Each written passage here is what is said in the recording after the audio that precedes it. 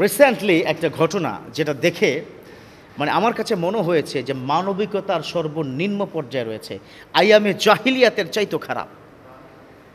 একটা ভয়ঙ্কর দুর্ঘটনা ঘটেছে যে ছেলে বিবাহের কথা বলতেছে দীর্ঘদিন ধরে, বাবা মা আমাকে বিয়ে করাও। তো বাবা গিয়েছে কোনো একটি কাজে, এই ফাঁকে মাকে কুপিয়ে হত্যা করেছে। নাউজুবিল্লাহ। এর চাইতে ভয়ঙ্কর অপরাধ, সে তো জাহান্নামের কি নরপিচাস কিট হয়ে গেছে অলরেডি। কিন্তু এইটা দিয়ে একটা বড় লিসন আছে আপনার আমার জন্য, সন্তানের জন্য। সন্তান সবার আছে না? যাদের সন্তান আছে তাদেরকে বলছি, সন্তান জন্ম দিলেই হবে না, সন্তানকে মানুষ বানাতে হবে। আর মানুষ বানাতে হলে একটা কাজ, আপনি ফাউন্ডেশনে the primary section you have to teach Islam. আপনি তাকে ইসলাম শিখান, ইসলাম শিক্ষা দিন। যদি সেটা না শিখান, ও অমানসিক হবে, অমানবিক হবে। আমি একটা বৃদ্ধাশ্রমের একটা ইন্টারভিউকে দেখছিলাম। ছেলেটার বয়স সম্ভবত 9 বছর বা 8 বছর হবে। বৃদ্ধাশ্রম থেকে বের হয়েছে। এক সাংবাদিক তাকে প্রশ্ন করেছে, কোথা থেকে আসছো? বললো, আমি বৃদ্ধাশ্রম থেকে আসছি। যে বৃদ্ধাশ্রম, কে এখানে আছে? বললো, আমার দাদু আছে। কেমন আছে? দাদু খুব খারাপ আছে, দাদু ভালো নেই বলে চোখ থেকে তার পানি চলে আসছে। তবে একটা কথা বলি, আমি আমার বাবাকে বৃদ্ধাশ্রমে রাখতে চাই না। আমার বাবা যে কাজটা করেছে, আমি বাবাকে আজকে বুঝাবো যে বাবা, দাদুকে তুমি যেভাবে রেখেছো, মানুষ মানুষকে রাখতে পারে না। আর বাবা যদি আমার কথা না শুনে, বাবাকে এর চাইতে খারাপ জায়গায় আমি রাখবো। আল্লাহু আকবার। শাস্তি হবে, শাস্তি হবে, ন্যাচারাল পানিশমেন্ট আছেই। যেই ছেলেটা তার মাকে মেরেছে, যেই বাবা মা দুজন মিলে তাকে বোঝানোর চেষ্টা করেছে, তুমি তো এখন বেকার, তুমি ইনকাম করছো না, চাকরি খুঁজো, ব্যবসার জন্য ট্রাই করো। কিন্তু সেই ছেলে শুধুমাত্র তার গার্লফ্রেন্ড যাকে বিয়ে করবে, তার জন্য তার মাকে সেভাবে হত্যা করেছে।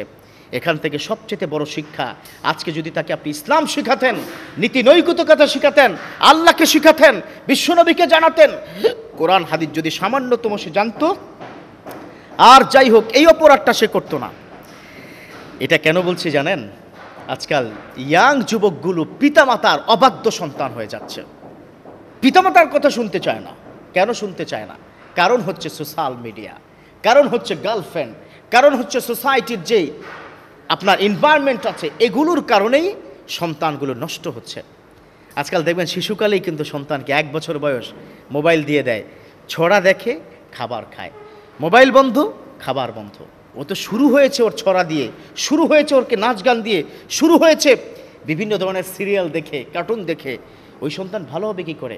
ওকে মানবিকতা শিখান, ওকে আপনি শিখান ইসলাম কি বলে, এই ইসলাম এটার জন্য শাস্তি দিবে। পিতামাতা অবাধ্য হলে আল্লাহ কি করবেন? বিশ্বনবী কি বলেছেন? আমার বিশ্বনবী বলেছেন, রেদার রব্বি ফি রেদাল ওয়ালিদ, সাখাতার রব্বি ফি সাখাতাল ওয়ালিদ। পিতামাতার সন্তুষ্টি হচ্ছে কার সন্তুষ্টি? আল্লাহর সন্তুষ্টি। পিতামাতা অসন্তুষ্ট হলে, অসন্তুষ্ট হয়ে একজন, তিনি হচ্ছেন আমার আল্লাহ। অতএব ওই সন্তানের দ্বারা এটাই কথা। তবে আরেকটা বিষয় একটু বলতেই চাই, অনেক পিতামাতা আছেন সন্তানের বয়স 32 হয়ে গেছে, 35 হয়ে গেছে, বিয়ে করান না। এই কি খাওয়াবি? বাদাইম্মা, এরকম আছে না? এটা বলবেন না, কারণ যিনি আসবেন আপনার ঘরে নতুন অতিথি হিসাবে, তিনি তার রিজিক নিয়ে আসবেন।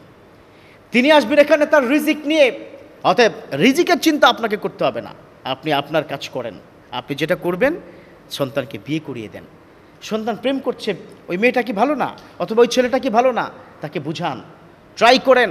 মেয়ের বাবাকে ডাকেন, ছেলের বাবাকে ডাকেন, বসেন, কি সমাধান করা যায় সেটা করেন। হুটহাট করে শাস্তি দেওয়া, এটা নিয়ে রিয়াকশন করা, তাহলে কিন্তু বড় ধরনের দুর্ঘটনা আপনাকে আমাকে পড়তে হবে। অতএব বাংলাদেশের যারা রয়েছেন আপামর মুসলিম জনতা, আপনাদেরকে বলবো, ইঞ্জিনিয়ার বানান, ডক্টর বানান, পাইলট বানান, ডাজন্ট ম্যাটার, বাট প্রাইমারি এডুকেশনটা দেন ইসলামিক এডুকেশন। প্রথম তাকে ইসলামটা তার মধ্যে ঢুকিয়ে দেন, দেখবেন কত ভালো হবে আপনার সন্তান।